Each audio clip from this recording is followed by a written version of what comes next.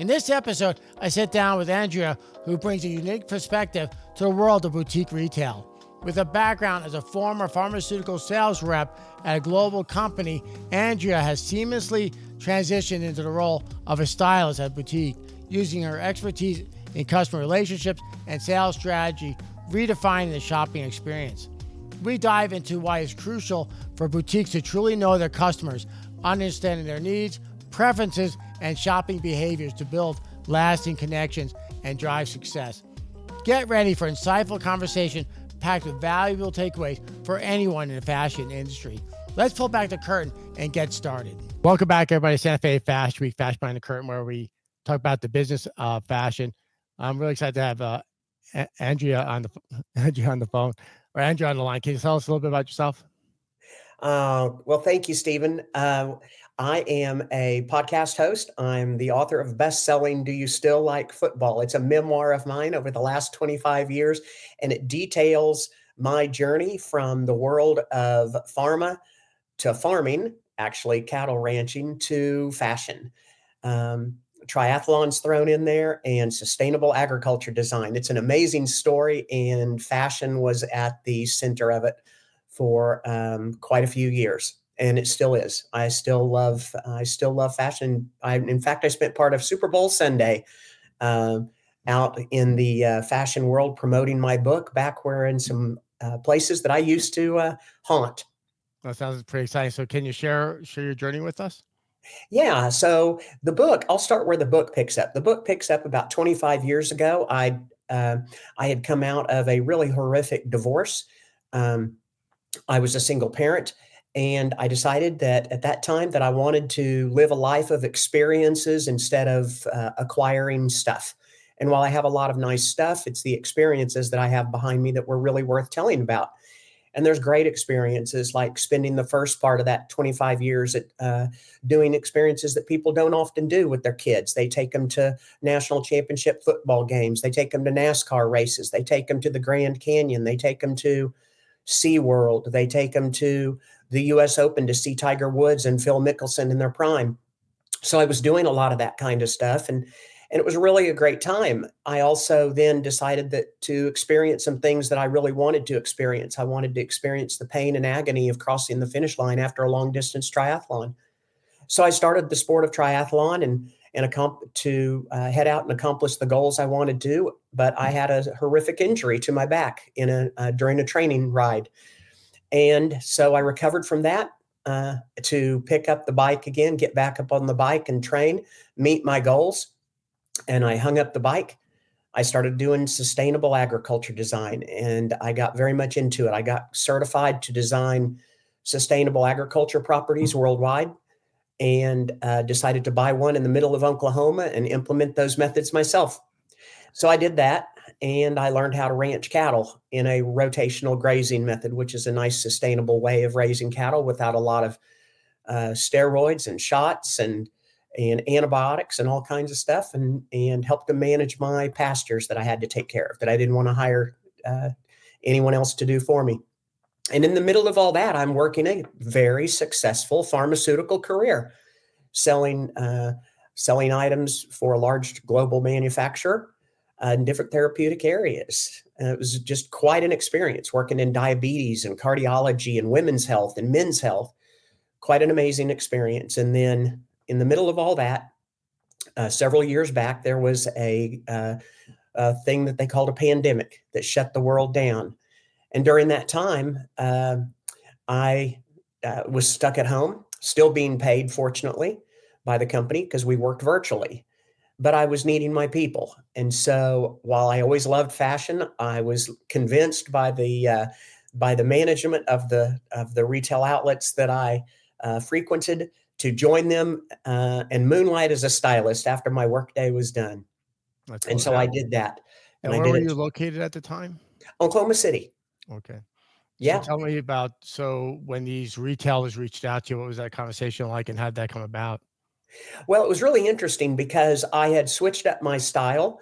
I switched up my style to an upscale chic style. I was going into the stores all the time to see what was new, coming down hitting the retailers after it obviously appears in the on the runway months later after it appears on the runway in Europe and New York. And so sometimes I knew what was coming long before the retailers did. So during COVID, I would buy my fashion wear, and I created a routine where I would walk outside and I would post myself. I live in a nice area, and I would post myself in front of the pool or by the lake and take pictures of me wearing the latest trend. I would post those in my social media accounts, and then I'd be off to buy the next outfit. And Well, so my love was seen by the brands, and mhm. I was asked to join, and I did do that, and I did do that, moonlighted as a stylist, and was very good at it, very very good. Still am very good at it. I really think about the look and how we balance ourselves with our colors and our prints and our bolds and our solids. I'm very gifted at that, and it translates over to my relationship with the customers. And so I had success. I was When COVID ended, we went back into the field in the pharmaceutical work, but I had lost heart. And while I still did my work to much success, my heart was in the fashion. And as this company was restructured, um, I was asked to take over the operations in Oklahoma City. And I said yes. And I retired early from a very successful pharmaceutical career to start a new career in fashion. And I had success running my boutiques in Oklahoma City and later in South Lake, Texas, which is part of the Dallas Metroplex. And then I moved back home to Oklahoma City and did some consulting with clients and event planning with still in the brand, and then came and then left. The company was acquired, and they didn't see the value in the customer experience at that level anymore. So I left, and I finished my book, which I had been working on, and it is to much success. The book has now been a 7-category bestseller, and number one in 2 categories and number 2 in political science. And it details a lot of what I've just given you in the last 5 to 10 minutes. Oh, that's cool. Well, it's a true testament that you don't have to be in a large fashion city like New York or LA that you would typically think that you can leverage social media to make those contacts. Absolutely, social media is levels the playing ground. If you can go viral with some content, you have content that people will see that people will spend millions for to put on TV ads to with a shotgun approach. So can So you share? I'm sorry. Can you share with us? So what was that experience like when you were working directly with the consumers? What were the retailers getting out of it? And then when there was a changing of the guard, if you will, what happened with that the new owners, I guess. Well, I think what ended up happening was as I came on, the company was as I came on, and this was not company specific. I think we see this in all of retail and all customer facing businesses now. Is that for years and years, the customer experience was the way to do it. The customer's always right. Walmart grew its brand with the customer is always right service model. And that's the way I always grew up, even in pharma, when my customer was a physician client, that I catered to them and took care of their needs and answered their questions. Well, when I went into fashion, there was obviously reasons why customers were coming into physical locations to shop when they have a wealth of availability at their fingertips to shop online. But the ones that continue to come in at retail have a specific need, and you need to find out what that is and why. And I was very adept at listening and realizing why they come in. They could say they're come in for they've got to buy a dress because they're a guest at a high-end wedding. Well, the deeper why is tell me where that wedding is at. Is it in a fancy barn, or is it in a country club? Is it in October, or is it in February? Is it in August? Maybe. What's the ground you're going to be standing on? What time of day is it? Is it at night? Is it in the middle of the day? So it's the art of getting the deeper why, and I don't think we see a lot of that at retail anymore. I think that they've lost a lot of that in customer facing business models, not just retail fashion. But So I was just gonna say, so in my I was a stockbroker for a long time in Las Vegas, Nevada. I worked for like Merrill Lynch and Smith Barney, and and that's you're considered a retail broker, and it's digging down, getting the whys, like why when you want to Yes. retire, all those things, and you really don't see it. I mean, in fashion retail, I mean, a lot of times they're underpaid sales clerks, and they're just there and more like an order taker, if you will. So that's interesting to see that on the fashion retail side, and then obviously when you're buying online, you don't have any of those questionnaires, right? You just go on there and you're buying whatever. But it's interesting. I've never really seen that approach, walking into a fashion, retail store. Yeah. So I had just I had success doing that, and I made the success of the boutiques uh, depend on that. Depend on the getting why they are there, the customer, that is, why the customer is there. And then the staff's main job was to funnel them to me to work with them on their style. And then because of my background and just some talent I have for working with customers directly, we would sometimes get to deeper things that were going on with customers that they could really relate to in what their fashion meant to them, what their body, how they felt about their body, the things that they felt like they needed to cover up because they were ashamed of. And sometimes those are misguided. Sometimes they think that they need to cover up parts of their body that actually nobody notices but them. And so we work with those people. And I had a lot of success doing that. But when your company gets acquired and they have a different model for sales, and they change up the payrolls and things like that, like you had previously mentioned, a lot of times you have to work with what you've been given. And so sometimes that customer facing business model has to change a little bit and takes a deep hit. And I'm one that believes that the customer experience is the place where it's at. The whole economy, the American economy, is every day moving faster and faster towards an experience economy. And while the customer has all the options available to shop how and where they want, they need to be given an experience. And if you don't give them an experience worth remembering, then they're going to shop somewhere else because they have all these options at their fingertips. They're not captured anymore. And so the companies, retail manufacturers, could be food, could be restaurants, industry. It could be all of it. It's all customer experience, pharma to financial, like you mentioned. And so you need to give your customer an experience or they're going to move on. And so with the economy doing what I said, it's utmost importance to do that. And that's what I'm good at, regardless of field, that I can work with people and to help them think about how they approach their customers. Well, this may be, really wise words for boutique owners and also designers. I mean, it's very interesting. So when people first visited the boutique and they transitioned over to your style of selling, were people kind of surprised by it? Did you kind of have to explain the situation? Because I can imagine some people they just, they went to the store, they just want to buy this, this, and that. So was there kind of a process of educating these consumers? No, I actually think it was kind of backwards in that the that I came on board as that model was already in use, and I found it because of my experience in customer service, regardless of the field I was in.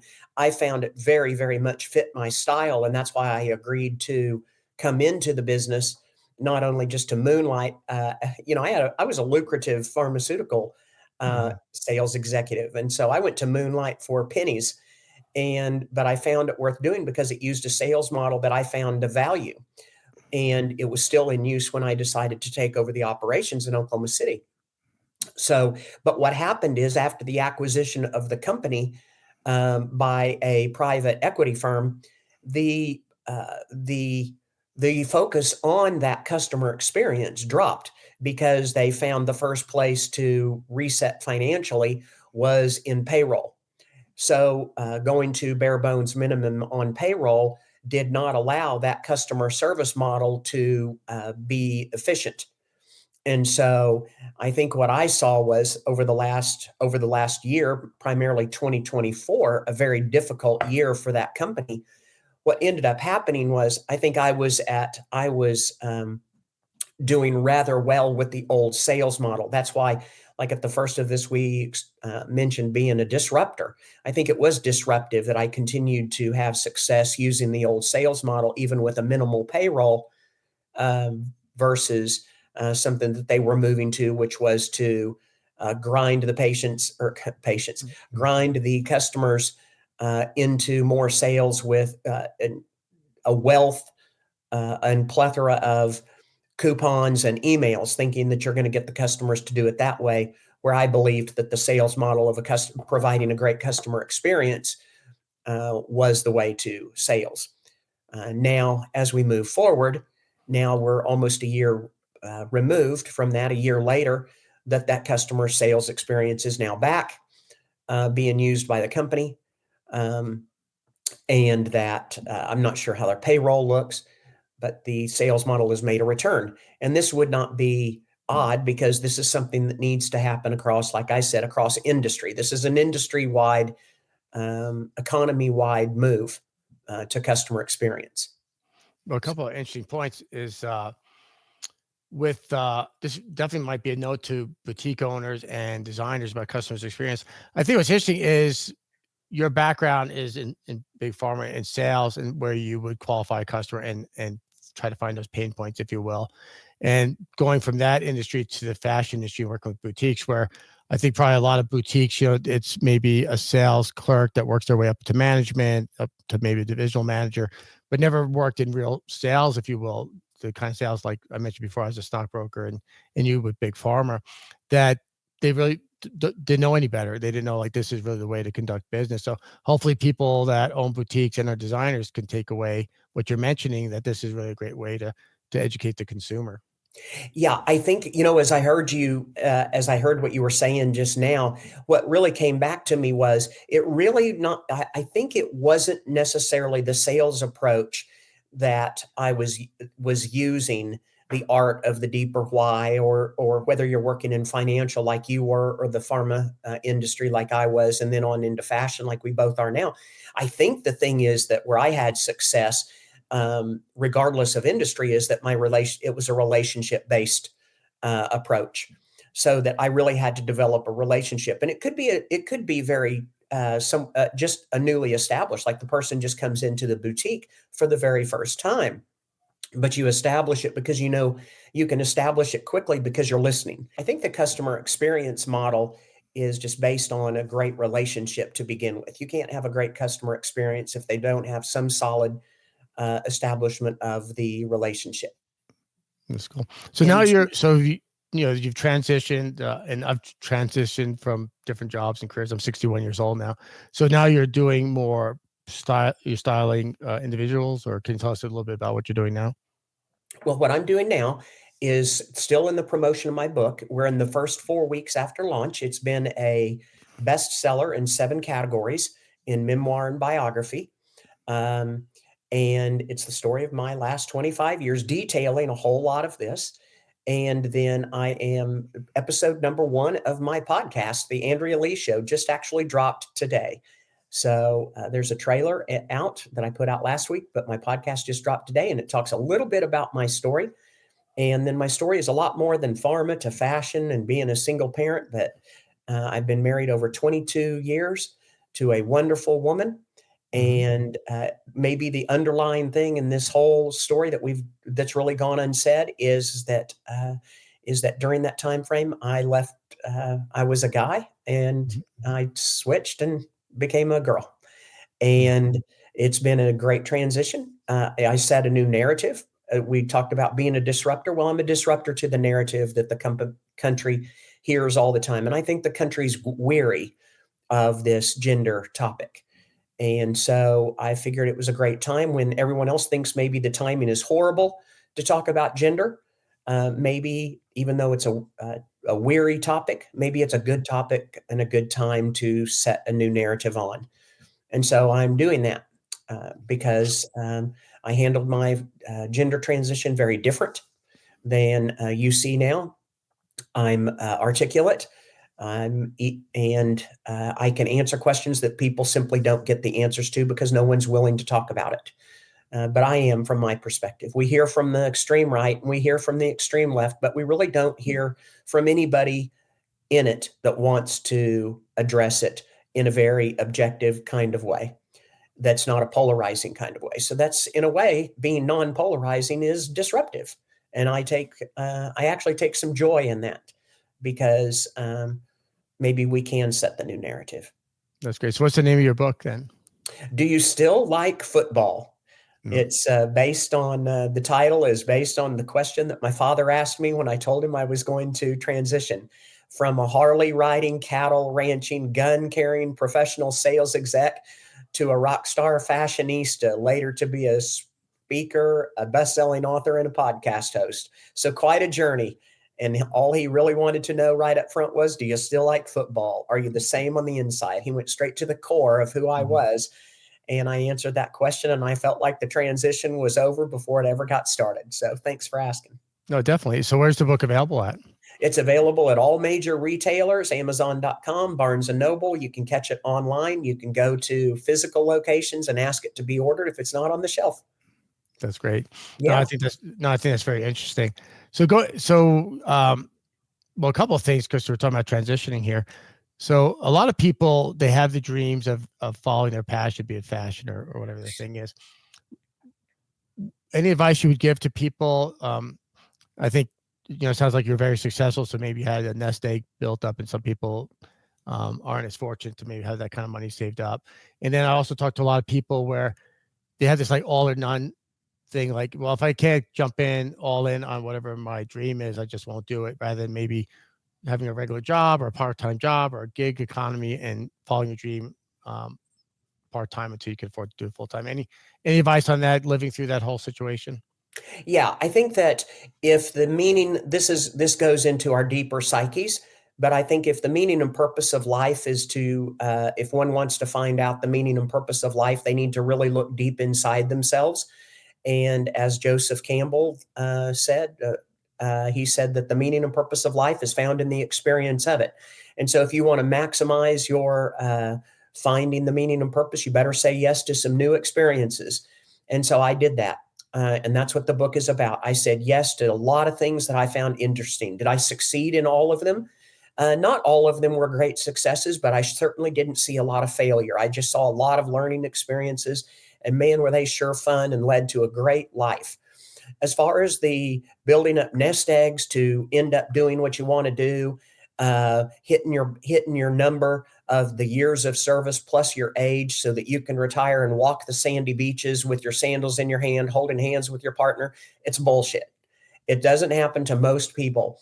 And so people use it as an excuse that they can't do that. But what they need to do is notice their feelings inside themselves when they engage in the activities that they do every day.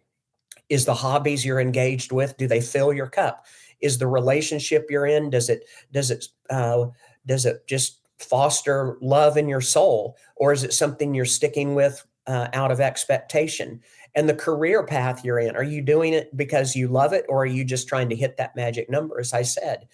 And that's not what life is meant for. Life is meant to seriously engage. You come into the life with nothing, you're going to leave it with nothing. And so to have a great experience in your life, you need to say yes to new experiences and something that listen to the longings of your soul and what resonates inside of you. And if you want to go into fashion, then do what I did. Just go moonlight for pennies on the dollar compared to what I was making in a biohealthcare industry and stuff. But I became happy. And I was happy. I was a happy person. But man, I really wanted to do something that called to my soul. And that was play in something that I had really had an affinity for. And so I would have people really listen and notice how they feel when they engage in the activities that they engage in all areas of their life. And if you think you've got it all put together, just ask yourself a question of, are you fulfilled? And if you aren't fulfilled, there's still something missing. And when you can find that missing piece, a lot of your life will come into alignment. Mine did and stuff. So anyway, and I think that's the piece of advice I would give to people. No, it sounds like sound advice. The other thing is, going back to working with this retailer, have you ever thought about, maybe you have, about creating like a training manual that boutiques can maybe use as a resource when training up their sales team? Yeah, I do have 5 or 6 things that I would train on, and they would all be very customer focused first. I've worked in environments where people were more concerned with the specks of dust on the floor than getting the customer taken care of as they walk into the door. They'd rather have people vacuuming and making the store look good than addressing what kind jeans the customer is in looking for. And to me, that's just it's just begs credulity that the focus is put on that kind of behavior versus customer focused behavior. Cool. And then the other thing too is it kind of sounds like you leaned into social media and that as far as your fashion, and then that leapfrogged into other things. Is that the case? Yeah, I really came into social media when I started getting into when I really started finding my passion for fashion and owning that. And a lot of that came with the gender transition too. We find it humorous around here in my home that when I was helping my wife shop for fashion 25 years ago, she wouldn't wear half the stuff we got. Well, we only found out later that it was all my styles I was purchasing for her, not hers. She's a little different style. And so we found that kind of humorous as we looked back into the past as I was going through this gender transition, that's what all that was about. You don't realize all your subconscious things that were in play at the time. But yeah, so I think that's what I think it's just all a customer focused methodology. And I think I would have that. I would take it everything. I would take the customer focused education manual if I were to write one, and I would start it from the second that they walk in the door to the fitting room. That's where conversions happen. And I would take it all the way to the checkout and the point that they walk out the door, because you can take an amazing experience on the floor and in the fitting rooms, and you can devastate it at the checkout register in getting the person out of the store. Anything, anything unfavorable happens, or some not paying attention, or a little misapplication of ringing up something differently or whatever than it should be, or what the customer understands it should be, can just kind of ruin a great experience. And so the customer experience goes from really door to door. It's a complete circle. That's great. So I think really that, circling back, this podcast really is, about understanding the customer's why and the customer experience. So I really want to thank you for being on our podcast. If you work in the fashion industry and like to be a guest on Santa Fe Fashion Week, Fashion Behind the Curtain, please reach out. I'd love to have you on as a guest. Thank you again so much. I appreciate you. Thank you for having me. You're welcome.